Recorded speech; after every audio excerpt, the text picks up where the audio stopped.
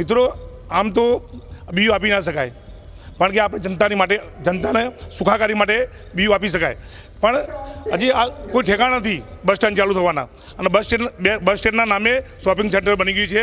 પાછળ bus stand માટે જે જગ્યા જ નથી, એટલે આમાં મોટી લેતી હતી, મોટો ભ્રષ્ટાચાર થયો છે, અને લોકો વસ્તીમાં પણ આનો ચર્ચાનો વિષય બને છે. પાર્ટ બીયુ જીડીસીઆરના નિયમ પ્રમાણે આપવામાં આવ્યું છે, પણ જે એ લોકો આક્ષેપ કરી રહ્યા છે તે લોકોએ કથિત લેતી દેતી ક્યાંક એમની અપેક્ષા કરી હશે ને એ અપેક્ષામાં એ લોકોને પૂરી નહીં થઈ હોય, એટલા માટે થઈને આ પ્રકારના આક્ષેપ કરે છે. આ આક્ષેપ કરનારા જે લોકો છે એમાંથી એક જણને તો દિવાળીના આસપાસ ખુલ્લા પગે ક્યાંકથી કોઈ સોસાયટીમાંથી ભાગવું પડ્યું હતું, એ પરિસ્થિતિ એમની આવી હતી. પાટણ નગરપાલિકામાં ભડકાની સ્થિતિ બની છે, કેમ કે નગરપાલિકાના ચીફ ઓફિસર હિરલ ઠાકરની સામે ભાજપના સદસ્યો પડ્યા છે.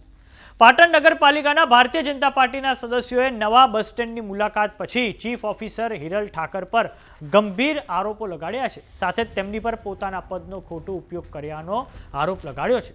તો સામે જવાબમાં ચીફ ઓફિસર હિરલ ઠાકરે પણ આ સદસ્યો પર ગંભીર આરોપો લગાડ્યા છે અને કહ્યું છે કે આમાંથી એક જણ તો દિવાળીની આસપાસ ખુલ્લા પગે ભાગવું પડ્યું હતું અને બીજા જે છે તેઓ બિલ્ડરો પાસેથી ખાયકી ઉઘરાવે છે.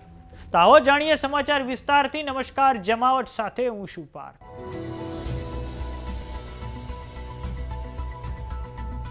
પાટણ નગરપાલિકામાં સત્તામાં બેઠેલા સદસ્યો અને ચીફ ઓફિસર આમને સામને આવી ગયા છે, ત્યારે હવે સત્તાધારી ભારતીય જનતા પાર્ટીના કારોબારી સદસ્ય મુકેશ પટેલ સહિત 10 સદસ્યોએ હિરલ ઠાકરની સામે મોરચો માંડ્યો છે.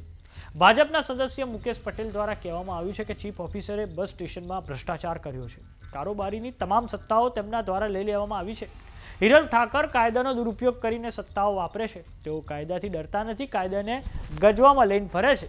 આજે જ્યારે અમે પાટણ બસ સ્ટેશનની મુલાકાત લીધી ત્યારે તેમાં જાણવા મળ્યું કે બીયુ પરમિશન અપાઈ ગઈ છે, પરંતુ બાંધકામ તો માત્ર 30% થયું છે. આ માટે જીડીસીઆરના નિયમોને એનો ભંગ કરીને બીયુ આપવામાં આવ્યું છે. આવો સાંભળીએ પાટણ નગરપાલિકાના સદસ્ય મુકેશ પટેલે શું કહ્યું છે. એ તો કારોબારીના તમામ સત્તાઓ કે મારામાં નિહિત થાય છે. કારોબારીની અત્યારે હાલ બધી સત્તાઓ ચીફ ઓફિસરે લઈ લીધી છે, મારામાં નિહિત થાય છે. અમે ત્યાં કમિશનરમાં બધા લખ્યું છે કે ભાઈ આવી સત્તાઓ કારોબારીની જ રહે, પણ નિહિત થાય, ખોટો કાયદાનો દુરુપયોગ કરી અને એક તો સત્તાઓ કારોબારીની અને ઉપપ્રમુખ જે સત્તાઓ છે એ બધી પોતે વાપરે છે, એ કાયદાથી બીવાતા નથી, કાયદો ગજવામાં લઈને ફરે છે ચીફ ઓફિસર.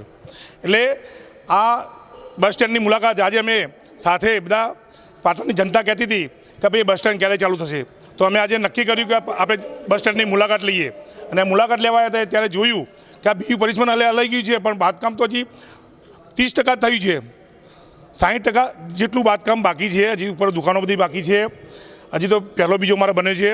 મિત્રો આમ તો બીયુ આપી ના શકાય, કારણ કે આપણે જનતાને સુખાકારી માટે બીયુ આપી શકાય, પણ હજી આ કોઈ ઠેકાણા નથી બસ સ્ટેન્ડ ચાલુ થવાના, અને બસ સ્ટેન્ડના નામે શોપિંગ સેન્ટર બની ગયું છે. પાછળ બસ સ્ટેન્ડ માટે જે જગ્યા જ નથી, એટલે આમાં મોટી લેતી હતી, મોટો ભ્રષ્ટાચાર થયો છે, અને લોકો વસ્તીમાં પણ આનો ચર્ચાનો વિષય બને છે. આમાં જેને પરમિશન આપી હોય, જે મુખ્ય અધિકારી હોય એને લેતી દેતી કરી હોય. લેવી દેતી તમે સમજી શકો છો કેવી રીતના લેતી દેતી થાય.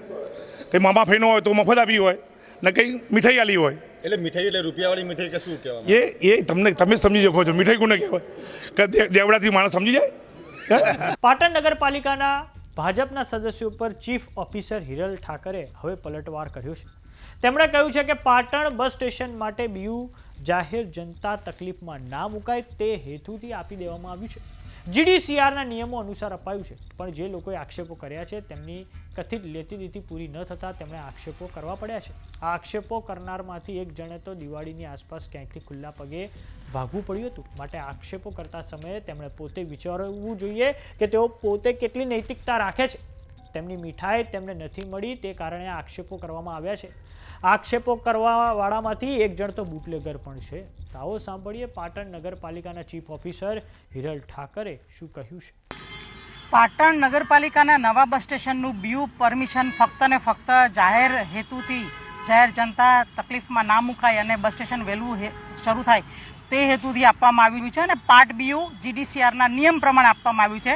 પણ જે એ લોકો આક્ષેપ કરી રહ્યા છે તે લોકોએ કથિત લેતી દેતી ક્યાંક એમની અપેક્ષા કરી હશે ને એ અપેક્ષામાં એ લોકોને પૂરી નહીં થઈ હોય એટલા માટે થઈને આ પ્રકારના આક્ષેપ કરે છે.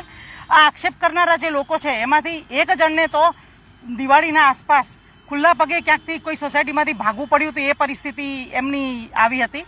એટલે આક્ષેપ કરતાં પહેલાં એમને વિચારવું જોઈએ કે તેઓ પોતે કેટલી નૈતિકતા રાખે છે. મેં સંપૂર્ણ પારદર્શક પદ્ધતિ સાથે પાટણ નગરપાલિકામાં કામગીરી શરૂ કરેલી છે. એ પહેલાં બિલ્ડરોને ધમકાવીને એ લોકોને બ્લેકમેલ કરીને અમે અરજી કરીશું, તમારી ફાઇલ અટકી જશે, એ પ્રકારની સિસ્ટમ અહીંયા ચાલતી હતી. ઓફલાઈન ફાઇલ સિસ્ટમ ચાલતી હતી. પહેલાં ઓફલાઈન ફાઇલ સિસ્ટમો એમને ટેબલ ઉપર જાય, એ લોકો જોવે, પછી બિલ્ડરને ફોન કરવામાં આવતો હતો. એ બધી જ સિસ્ટમો બંધ કરી અને જેવી ફાઇલ આવે લોગિનમાં એને 2 જ કલાકમાં નિકાલ કરી દેવામાં આવે તેવી પારદર્શક પદ્ધતિનો અમલ કરવામાં આવ્યો. આથી તેઓએ જે સૂચવી છે એ મીઠાઈ તેમને નથી મળી અને એના કારણે આવા ખોટા આક્ષેપ કરી રહ્યા છે. અને આક્ષેપ કરવાવાળી ટોળકીની અંદર એક બીજા જે છે એ તો પોતે બ્લેકમેલ કરવા માટે જાણીતા છે અને એમના ઉપર સંખ્યાબંધ કેસ થઈ ગયેલા છે, લિસ્ટેડ બુટલેગર છે. અને એ લોકો જ્યારે ચીફ ઓફિસરની પારદર્શક આ પદ્ધતિ છે એના પર આક્ષેપ કરે તો એવા આક્ષેપોમાં કોઈ તથ્ય નથી. અને મેં જે કામગીરી કરી છે તે મને ખબર છે અને હું મારા કામ અને મારા નિર્ણય માટે થઈને હું અફર છું, એમાં કોઈ બેમત નથી. પાર્ટ વ્યૂ પરમિશનની જોગવાઈ છે, આપી શકાય છે. તેનો અર્થ જ મને અહીંયા પાટણમાં આવીને પછી ખબર પડી કે આ મીઠાઈ કઈ મીઠાઈની વાત કરે છે. તો સમાચારોમાં અત્યારે બસ આટલું. જોતા રહો જમાવટ. જો તમે અમને યુટ્યુબ પર જોઈ રહ્યા તો સબસ્ક્રાઇબ કરો. જો તમે અમને ઇન્સ્ટાગ્રામ અને ફેસબુક પર જોઈ રહ્યા તો ફોલો કરો. સાથે જ અમારી વોટ્સએપ ચેનલ આવી ગઈ છે, જોઈન કરવાનું ના ભૂલતા. નમસ્કાર.